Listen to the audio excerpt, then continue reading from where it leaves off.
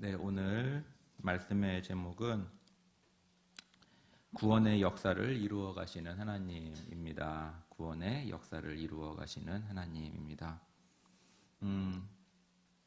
한 유명한 철학자 또는 사상가라고도 하죠. 이런 말을 했습니다. 이 사람의 인생이란 B와 D 사이의 C이다 라고 말했습니다. 여기서 B라는 것은 이제는 birth, 그래서 태어남, 출생을 얘기하고요. 그리고 D는 death, 그래가지고 죽음을 의미합니다.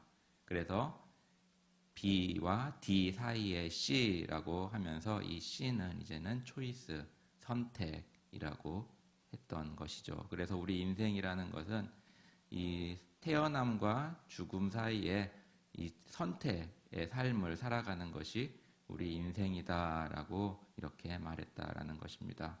그렇습니다. 우리는 삶을 살면서 수많은 선택을 해왔습니다. 두 가지 중에 한 가지를 선택하기도 했고요. 여러 가지 중에서 선택을 했다라는 것입니다. 그런데 그러한 선택이 또한 우리의 삶과 인생에 있어서 또 여러 가지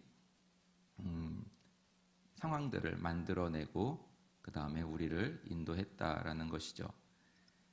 그런데 우리는 이렇게 선택을 하면서 살아가지만 또한 우리는 우리의 인생에 있어서 그러한 선택들 가운데 왜? 라는 질문을 우리의 삶 속에서 많이 합니다. 왜 나는 이 사람을 선택했을까? 왜 나는 이것을 선택했을까? 하면서 또 어떨 때는 후회도 하기도 하고 또 어떨 때는 그것에 대해서 만족하기도 하며 그렇게 살아간다라는 것이죠. 오늘 우리가 읽은 본문에서는 자기가 원하는 대로 잘 안 풀리는 한 사람이 등장합니다. 그리고 또 다른 한 사람이 등장하는데 일이 잘 수월하게 진행되는 한 사람을 우리가 보게 됩니다. 그래서 우리의 삶 가운데서도 이러한 일들이 종종 일어나곤 합니다. 일이 안 될 때는 계속 안 풀리는 거예요. 그러나 반대로 일이 또한 풀릴 때는 또 잘 풀려간다라는 것입니다. 근데 이런 것은 비단 우리뿐만이 아니라 많은 사람들의 공통적인 상황에 처해져 있는 상황이기도 한다라는 것입니다. 그래서 사람들은 이것을 가르쳐서 이제는 법칙이라고 이름을 명명하여 머피의 법칙 또는 셀리의 법칙이라고 이렇게 붙여서 말을 하고 있다라는 거예요. 그래서 이 머피의 법칙이라는 것은 안 되는 것은 계속 안 되어 간다. 일이 계속 꼬여가는 것. 이것을 가리키고 그리고 셀리의 법칙이라고 해서 이것은 술술 잘 풀려간다라는 것을 이렇게 지칭하기도 합니다. 오늘 본문에 이제는 사울이 등장하는데 오늘 본문에서 사울은 이 본인이 시기와 질투로 말미암아 그가 계획하는 일들이 있긴 하는데 그것들이 잘 안 되어가는 모습을 우리가 볼 수 있다라는 것입니다. 사실 사울은 다윗을 마음에 들어해서 그 옆에 두었다고 오늘 본문은 말하고 있습니다. 그래서 아버지께로 돌려보내지 않았다고 해요.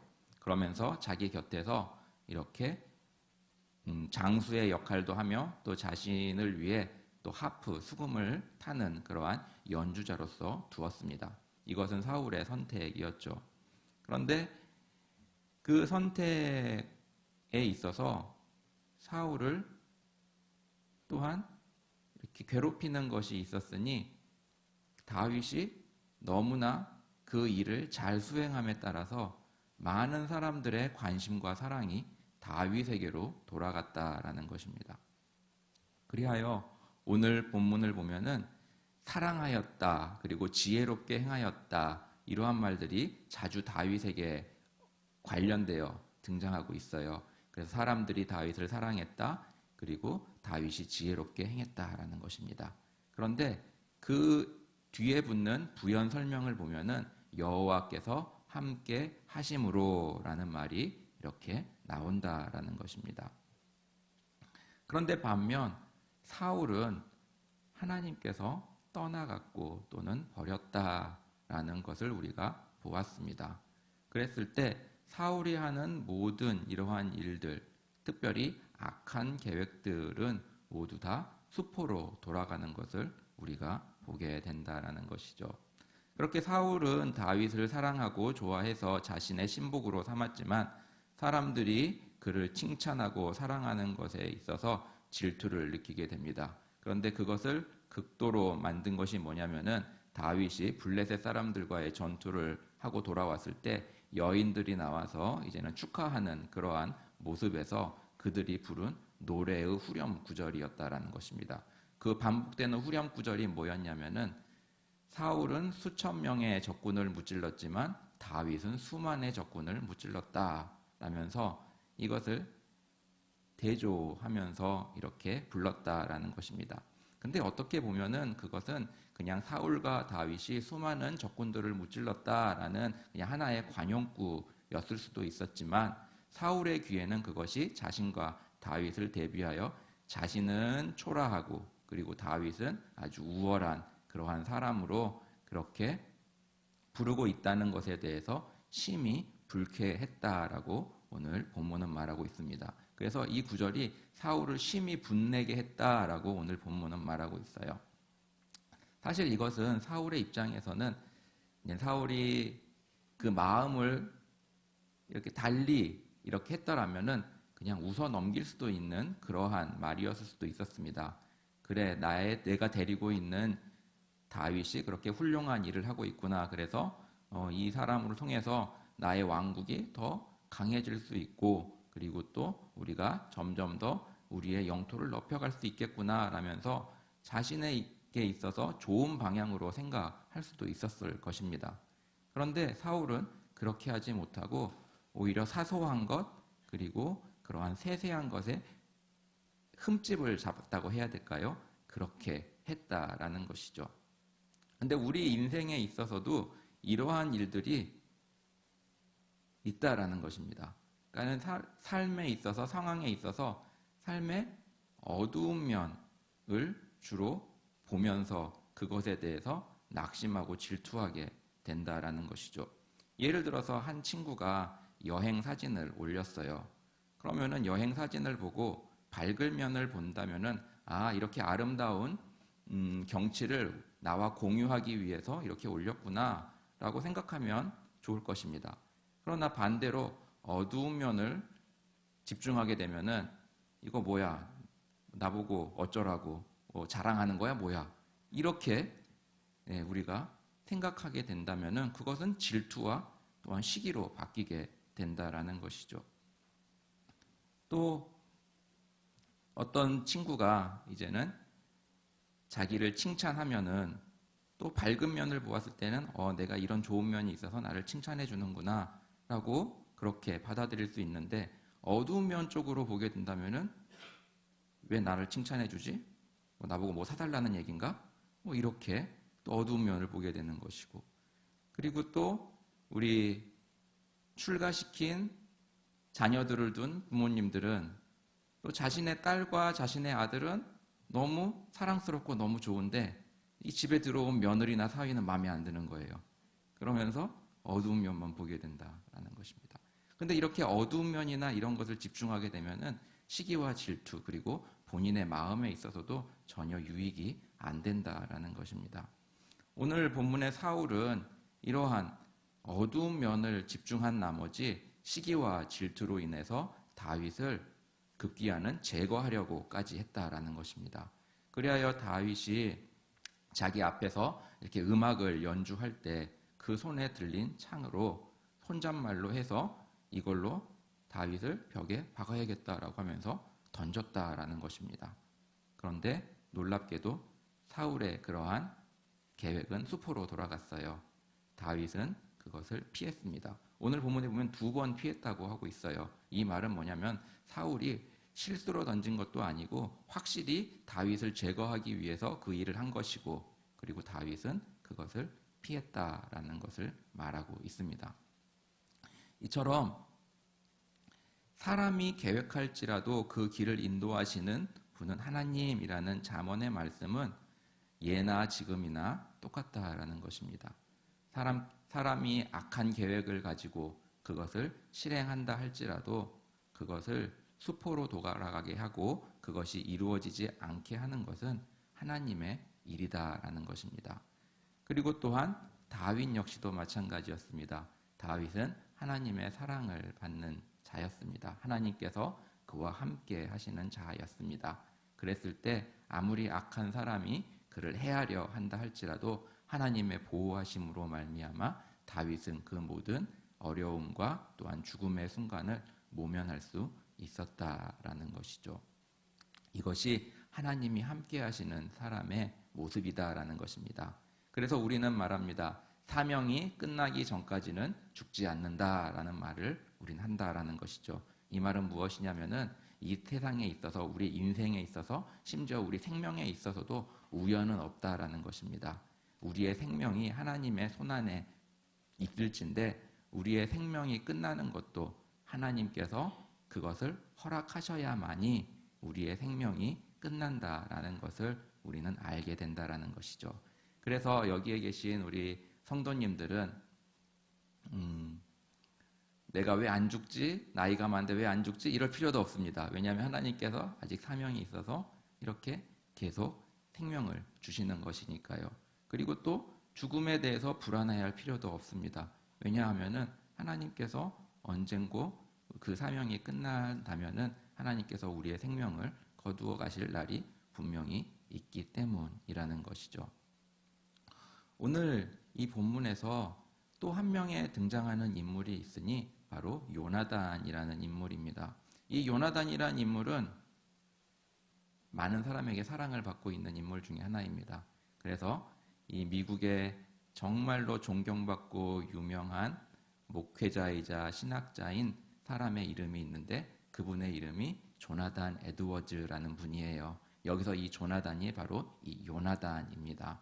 그리고 많은 이제는 미국에서라든지 아니면 이 영어권에서 태어나는 아이들의 이름이 이렇게 조나단이라는 이름이 많음을 볼 때 이 요나단이라는 인물이 사람들에게 있어서 얼마나 사랑받는 인물임을 우리는 알 수 있다라는 것입니다. 그런데 이 요나단은 짧은 인생을 살다 갑니다. 그는 사울의 아들로 태어났습니다. 이 요나단의 이름은 또한 합성어입니다. 여호하고 나탄이라는 합성어예요. 그래서 여호라는 것은 이제는 여호와를 말하고 있고요. 나탄이라는 것은 주다라는 의미입니다. 그래서 요나단이라고 해서 그 이름의 뜻은 여호와께서 주셨다라는 이름을 가지고 있어요. 그럼 아마 사울의 아들일진데 이 사울이 그 아들 요나단이 태어났을 때 여호와께서 주신 아들이다라는 이러한 뜻에서 그 이름을 지어준 것이 아닌가 싶습니다. 그런데 이 요나단은 잘 자랐습니다. 그리고 또 여호와를 경외하는 사람으로서 또 하나님을 신뢰하는 사람으로서 잘 자라왔던 인물이에요. 그런데 우리는 이렇게 하나님을 사랑하고 또 하나님에게 충성된 그러한 사람이 이렇게 장수하면서 잘 되어 노년에 이렇게 아름답게 죽는 그러한 상상을 또는 예상을 해보지만 요나단은 그렇지 못했습니다. 그는 사울의 아들로 태어나서 그리 긴 생애를 살지 못하고 아버지와 함께 전쟁터에서 전사하고 맙니다. 그리고 그에게 남겨진 유일한 자녀는 바로 무비보셋 하나였습니다. 요나단의 이러한 생애와 죽음은 우리로 하여금 이 죽음이라는 것이 믿는 사람에게 있어서는 저주가 아니라 어쩌면 하나님의 경륜 가운데 주어지는 하나의 과정이다라는 것을 우리가 생각해 보면 좋겠습니다. 오늘 이 본문에서 요나단은 다윗을 만나고 다윗을 사랑했다라고 말합니다. 그런데 그 사랑이 어떤 사랑이냐면은 자기 자신과 같이 다윗을 사랑했다라고 말하고 있어요. 그래서 얼마나 다윗을 사랑했는지 자기 자신과 같이 사랑했다라고 말하면서 자신의 옷, 군복, 심지어 창과 활과 이런 것들도 다 다윗에게 주었다라고 말하고 있습니다. 그러면서 다윗과 요나단은 언약을 맺었다라고 오늘 본문에 말하고 있어요.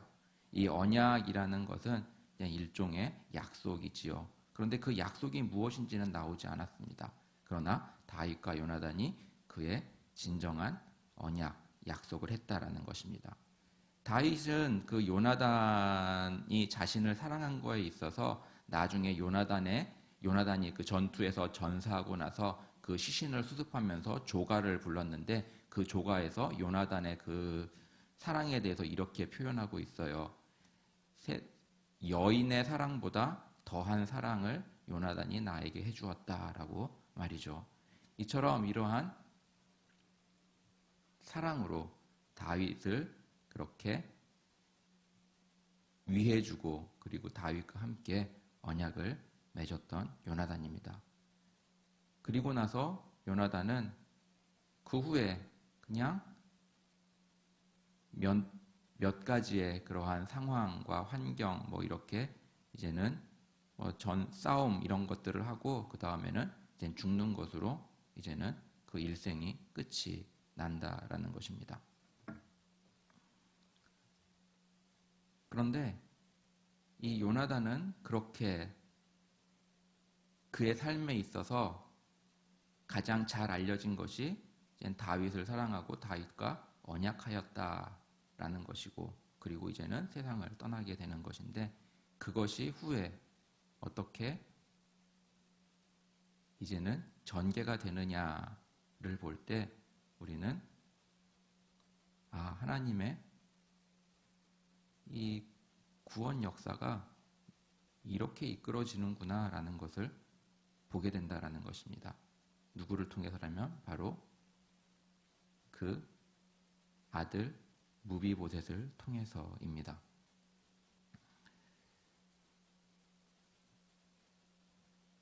요나단의 유일한 자손인 무비보셋은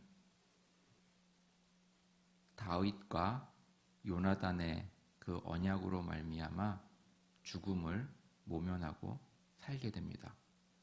그리고 그 무비보셋은 또한 살아가면서 자녀들을 낳게 되지요. 그런데 그 자녀들이 무엇을 이루느냐라면은 바로 베냐민 지파의 계보를 이루게 된다라는 것입니다. 그래서 역대상 8장과 9장에는 이 베냐민 지파의 계보가 등장하는데요.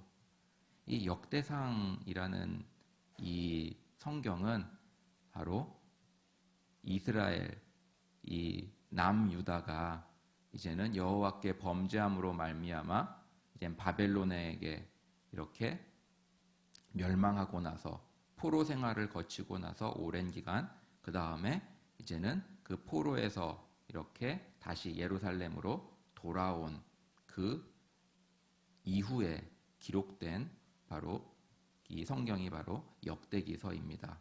그런데 이 역대기서에서는 이 베냐민 지파, 이 오랜 포로기 생활을 마치고 예루살렘으로 돌아온 베냐민 지파를 언급할 때 그 지파의 뿌리가 바로 무비보셋으로 올라간다라는 거예요. 그래서 이 다윗과 요나단의 그러한 언약으로 말미암아 무비보셋은 살을 수 있었고 그리고 그 무비보셋의 후손들이 바로 이후 포로기 이후 예루살렘으로 다시 돌아와서 그 땅에서 이렇게 편만해지는 베냐민 지파의 그 원조가 되게 되었다라는 것입니다. 그래서 포로기 이후에 이 이스라엘의 이러한 것들을 보면은 사실 많은 이 지파들이 이제는 사라지게 됩니다. 그래서 이스라엘 그 야곱의 12지파들이 땅을 분배받고 그리고 또 이스라엘 전역에 이렇게 땅을 분배받고 살았지만은 이것이 이제는 시간이 지나고 포로기를 지나고 이렇게 되면서 예수님의 시대까지 오게 되면은 사실 남아있는 지파가 레위 지파, 유다 지파, 베냐민 지파 뭐 이렇게 손에 꼽을 정도로 밖에 줄어들게 된다라는 거예요. 그런데 이 유다 지파에서 바로 예수 그리스도가 이렇게 태어나게 된 거였고요. 그리고 또 예수 그리스도의 그 죽음과 부활을 전하는 일에 있어서 가장 쓰임을 받은 이 사도 바울이 바로 베냐민 지파였다라는 것입니다. 그러니 그 과거에 맺었던 그 언약이 1000년의 시간을 지나오면서 그것이 유다 지파의 다윗의 계보에 바로 예수 그리스도가 나시게 되신 것이고, 그리고 또 1000년이 지난 이후에 베냐민 지파 그 요나단의 후손 그 악에서 바로 사도 바울이 태어나서 복음을 전하게 되는 그러한 아름다운 복음의 역사가 일어났다라는 것이죠. 여기서 우리는 하나님의 이 구원 역사는 우리의 생각과는 다르다라는 것을 보게 됩니다. 우리는 무엇이든지 우리 시대에 내가 살아있는 동안에 무엇인가 이루어지기를 보고 싶다라는 마음을 많이들 가지고 있습니다. 그래서 내가 살아있는 동안에 그 일이 안 이루어지면 이것은 응답받지 못한 것이고 하나님께서 일하시지 않은 것이라고 생각을 하게 되기가 쉽다라는 거예요. 그런데 성경은 하나님은 1000년 동안 1000년에 걸쳐서 일하신다라는 것을 우리에게 보여주고 있다라는 것입니다. 1000년이란 세월은 정말 수없는 사람들이 이 세상에 왔다가 가고 왔다가 가는 그러한 오랜 시간입니다. 그러나 하나님께서는 그 1000년이라는 그 시간 속에서도 하나님의 구원 역사를 이루어 가신다라는 것입니다. 그렇게 볼 때 우리도 여기서 소망을 갖게 됩니다. 우리의 말씀에 하나님과의 그러한 동행과 순종과 주님의 일을 하는 것이 비록 우리가 살아있는 동안에 어떤 것을 보지 못한다 할지라도 하나님은 그것을 통해서 하나님의 구원 역사를 계속해서 이루어 가신다라는 것을 보게 된다라는 것이죠. 그랬을 때 우리는 어떠한 삶을 살아야겠습니까? 그것은 하나님의 뜻에 합당한 그러한 삶을 살아가는 것이 바로 올바른 삶이다라는 것이죠.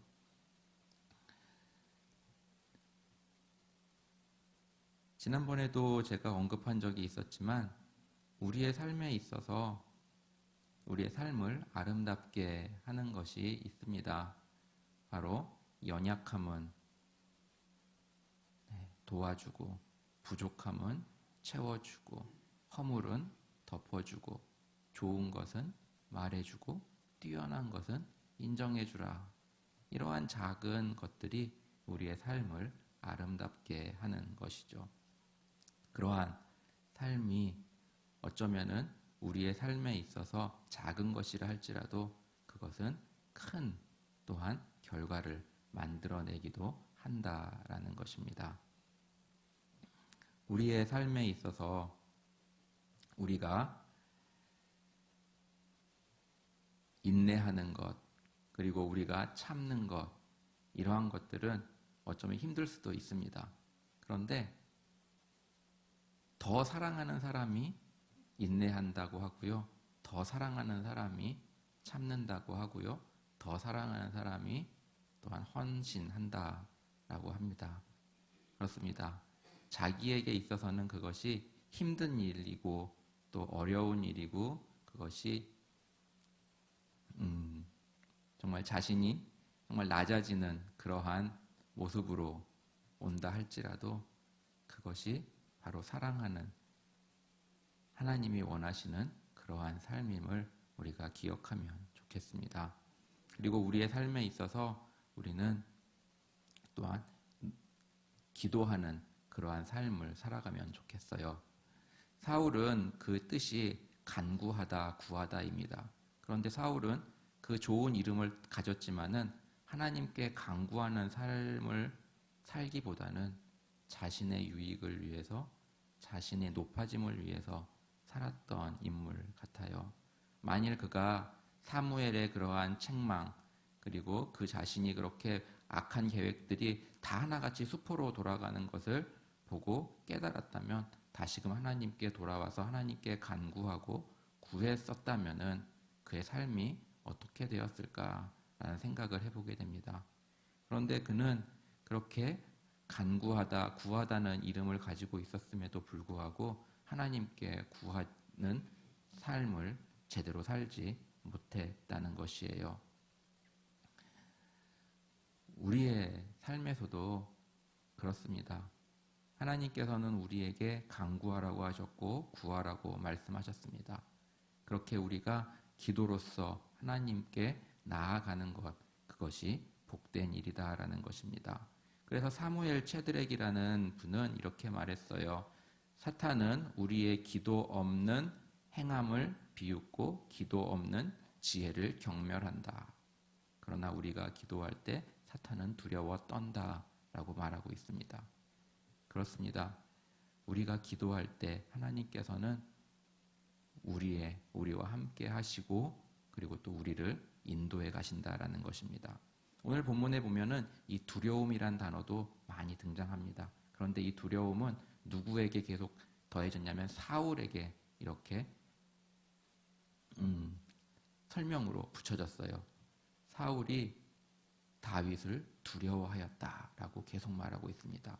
하나님이 함께한 다윗은 하나님이 함께 하시기에 사람들로부터 사랑을 받고 또 지혜롭게 행할 수 있었지만 하나님이 떠난 사울은 하나님이 함께한 다윗이 두려웠고 그리고 그의 하는 것들이 모두 두려워하였다라는 것입니다.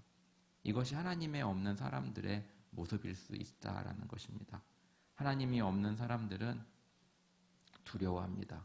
그렇기 때문에 그 두려움을 이겨보고자 여러 가지 수단들을 사용해 보지만 결국 그것들도 그들의 두려움을 없애주지는 못한다라는 거예요. 그렇기에 하나님이 붙잡고 계시고 하나님이 인도하시고 하나님이 함께 하시는 그 삶이야말로 가장 복된 삶이며 그리고 또한 형통한 삶임을 우리가 기억하면서 우리가 늘 하나님께 의지하고 하나님께 간구하고 하나님을 찾고 우리 주님을 나의 삶의 주인으로 모시고 살아가는 저와 우리 모든 우리 우이제일교회 성도님들 되시기를 주님의 이름으로 축복합니다. 기도하겠습니다.